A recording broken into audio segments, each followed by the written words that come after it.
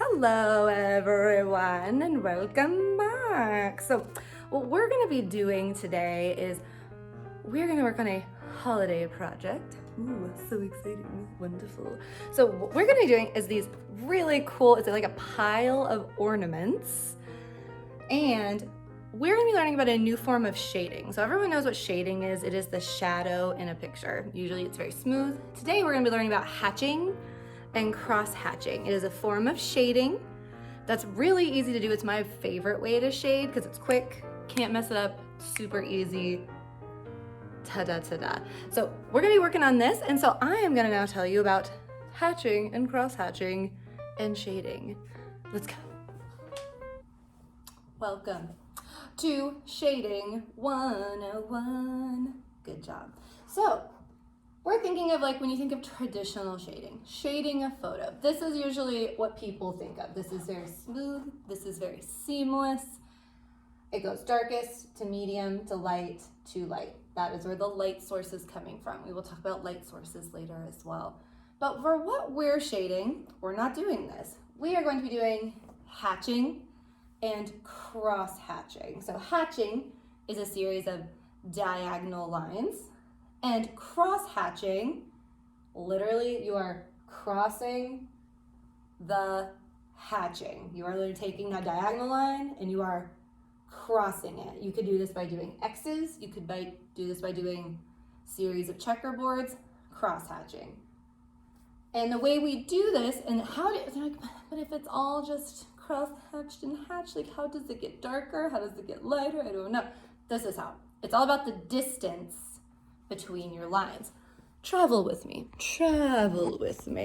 So, looking at this gray scale here, gray to black, it starts with the hatching and the cross hatching. When it's very far apart, it is representing a lighter color. As it moves down, everything overlaps. You start getting things closer together. And by the time you get all the way to the end, it is basically solid. And then all the way back. So that is how you get a scale of light to dark. It has to do with overlapping and the distance between the lines. So that is how you do it. There's also something called stippling and random mark for another day though. Other kinds of shading, still super cool. This is what we're working with though. All right, so that is how you hatch and cross hatch. You can do whole pictures just with cross hatching and hatching. It's my favorite way to shade. I mentioned that earlier. And I should have picked you up again. But these two pictures are done with literally no traditional shading, only hatching and cross hatching, which is really cool. So, because I can definitely tell what this is. It's a different kind of style for sure. And art styles are very important. Like even when you look at this man's face, like I know it's a close-up of an old man's face. Don't blame me, but you can tell this is very dark. Those cross hatches got very close together. And then these hatches are a lot farther apart. They represent lighter. And you can tell by looking at that is successful and it has worked. Even on the side of the nose right here, it's much darker, everything's close. And on the other side, everything's a little more far apart, more sparse. Same with pillows. These pillows are done completely by hatching and cross hatching. And they look amazing. I mean, look at that. So much hatching, so much cross hatching. So, very successful way to do shading. Very easy way to do shading. That's what I like so much about this. It's so simple, it's so easy. So, join me and let's get started on our project. Yeah. Materials for this project are gonna be paper, pencil, black marker for outlining. If you'd like to make a stencil, I like to make a stencil since we're making so many circular objects that are supposed to look the same, they're ornaments. It takes 2 seconds to make a stencil. I just got a scrap piece of paper. It could be like from the trash, it doesn't matter. Scissors, some sort of circular object to trace, like you could even use your water cup. If you wanna paint, I'm painting mine. You don't have to paint it. You can colored pencil this, crayon. I would not use markers on this project, but you can use most anything else. Okay, first things first, I'm going to go ahead and make a circular stencil. So for all the ornaments are usually the same size. They're made in a factory. So I'm going to use something circular, like I might use this hand sanitizer bottle. I'm gonna go ahead and trace around the circle. You could use a cup, you could use anything. Now, I'm gonna go ahead and cut it out. And this literally takes, what, 30 seconds start to finish to make, and it saves you so much time in the long run. I highly suggest it. Okay. It's not perfect, but it definitely works. Okie dokie. So for this, you can put your paper in portrait or in landscape. That is up to you. I will put it in landscape this time. So now we're going to start with our very first ornament. So I'm going to go ahead and place this. I like to place mine kind of in the middle-ish, but since it's like a pile, it can really go anywhere. Gonna start by tracing my first ornament. Boom. So here's the thing. This first ornament, this is going to be the only ornament where you see all of it. Let's look at the finished one, for example. I can see all of this ornament, all of it, all the sides. All the rest of them are going to be incomplete because they are overlapped. Like this one, part of it's covered, part of it's covered, part of it's covered, part of it's covered, etc., etc. So they're all overlapped. So to do this, we're not putting it next to it. Nope, nope. We're always going to overlap it a little bit, and we'll touch where we start, go all the way to the side, and when I run back into it, done. And so here's the thing. There's only really like two ways to mess this up. First way is like putting them in a line like that. No. Or having like, if I put one here, you'll see that little gap right there. We do not want little holes. It's like, have you ever seen a pile of things, but there's like a hole in the middle of it? I can't say I have. Or if I did, it's like very, very small and you wouldn't be able to see it like that. So we're just gonna continue on, constantly overlapping, adding in more ornaments. You don't have to fill the whole page. We just want to fill most of the page. The page doesn't want to look and feel empty, you know?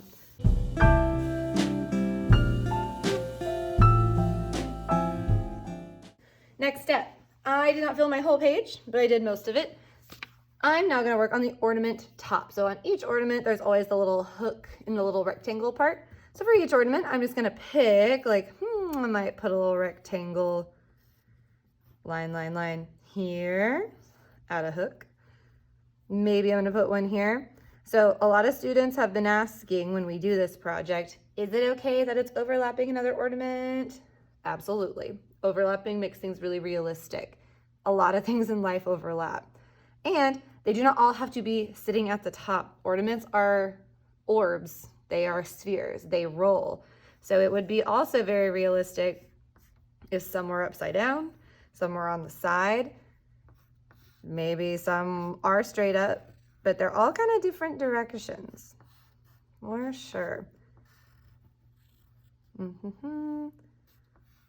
And you might have an ornament or two. It really depends on your picture where, like this one, for example, if I put one here, I just don't think I have a lot of room. It doesn't really make sense for me to add another one. If there's no room to add an ornament topper, it doesn't need one. Like we can always be like, oh, it's kind of like it would be over here. We just couldn't see it. So if you run into that and you're like, it doesn't really fit, don't add it.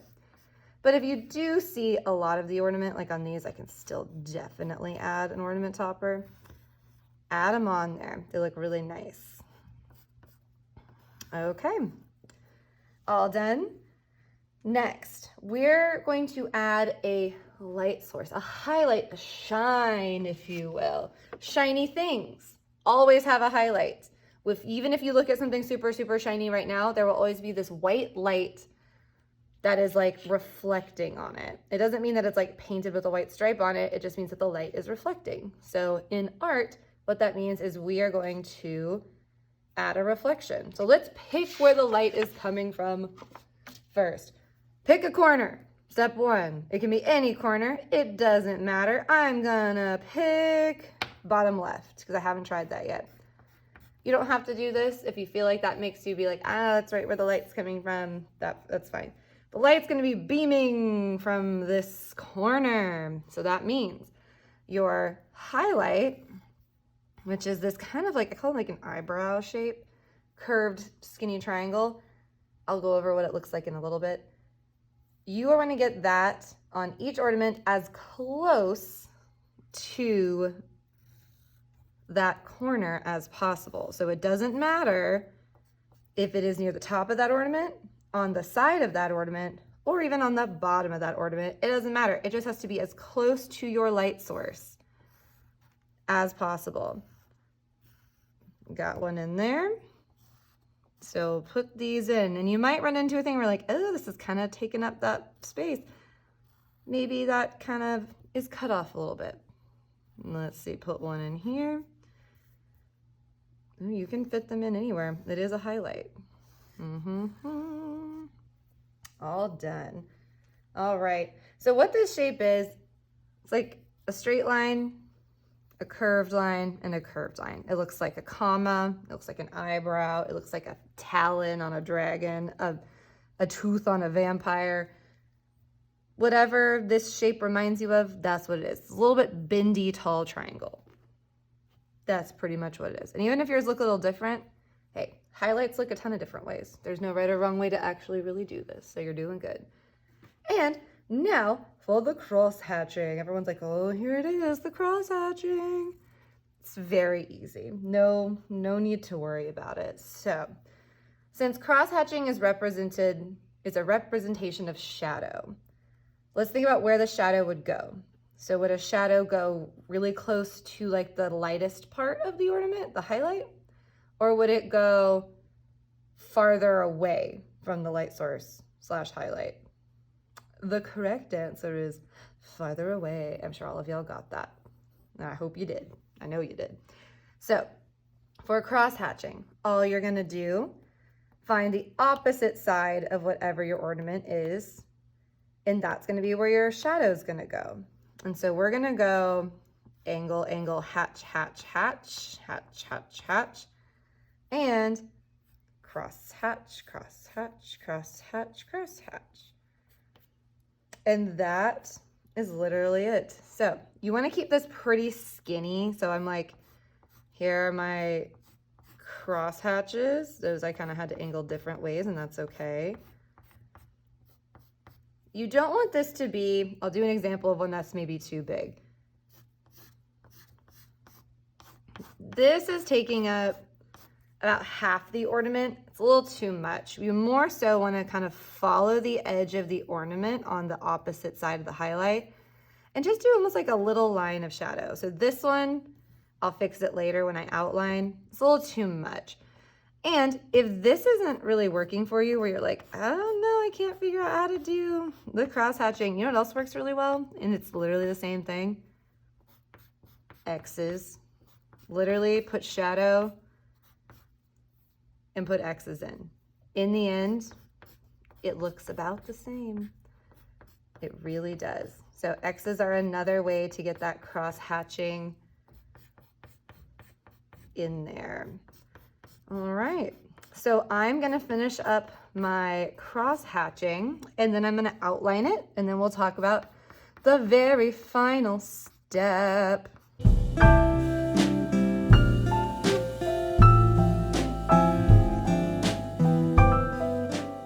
Okay, and now I'm gonna take a minute and erase any major lines like that, and especially like a lot of my cross hatching. If you're feeling really confident after a couple cross hatchings with pencil, feel free to go straight in with marker. That way you can kind of avoid this step of erasing the extra, but at the same time, like if you feel like you need it, go ahead and stick with that because erasing this only takes about a minute. So let's erase.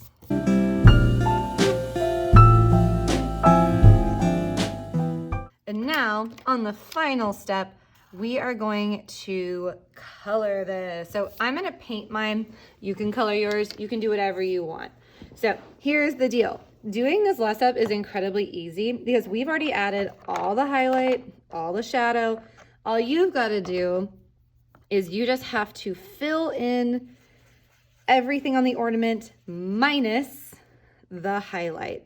So you'll paint or color the entire ornament, even over the shading, the cross hatching, but don't do the highlight because the highlight is supposed to stay white. You do paint over a little of it. I doubt anyone will notice. I even did an experiment. I always like to do experiments where I painted over this highlight in red for the most part. And to be honest, no one has noticed because it is such a tiny mistake. Mistakes are allowed to happen. They do happen, and they should never discourage you or ruin your project. We just use our brains to be like, does this really matter? And if I can fix it, how can I use my brain to correct it? Find a remedy, find a solution. You do that in art all the time. All right, let's paint.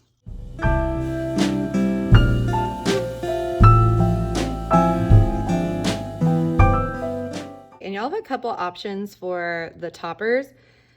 You can use yellow paint to represent gold. You could use a gray. You could even go in with a gray colored pencil, a silver colored pencil, a gold colored pencil, a colored marker. If you just want to get it shiny and gold, that works. Or, you know what, yellow, we get the point across. It's like a shiny gold for Christmas. And then that is the final step. And then you have some lovely ornaments. This one is very wet still. I didn't miss anything, good. And when it dries, or even when you're done coloring it, it becomes nice and crisp and clean. You are ready to go. I can't wait to see what y'all have made for this project. So enjoy our lovely ornament cross-hatching project.